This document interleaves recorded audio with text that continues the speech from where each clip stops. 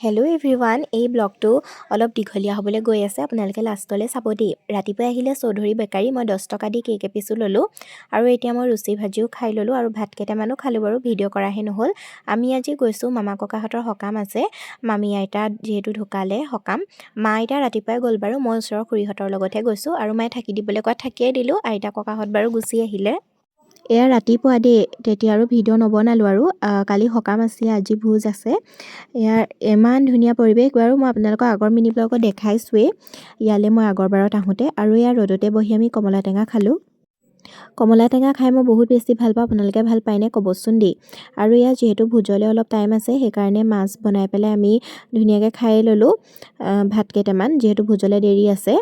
আৰু মামা ককাহঁতৰ বাৰীত বহুত বেছি পাচলি, কুঁহিয়া, নেমু টেঙা আৰু এয়া মাছত ফিছাৰীত বহুত মাছ আছে দেই। আপোনালোকে বাৰু এনেকুৱা পৰিৱেশ ভাল পায়নে? মই ভাল পাওঁ দেই এনেকুৱা পৰিৱেশ, আৰু থাকিও ভাল লাগে, যিহেতু আমাৰ ঘৰৰ ফালে এনেকুৱা পৰিৱেশ নাই। আৰু এতিয়া এয়া মাছ ভোজৰ কাৰণে এয়া মাছো ধুই আছে। আৰু এয়া হাঁহ চৰা মামা ককাহঁতৰ কুকুৰটো দেই। আজিলৈ মিনি ব্লগটো ইমানেই, বাই।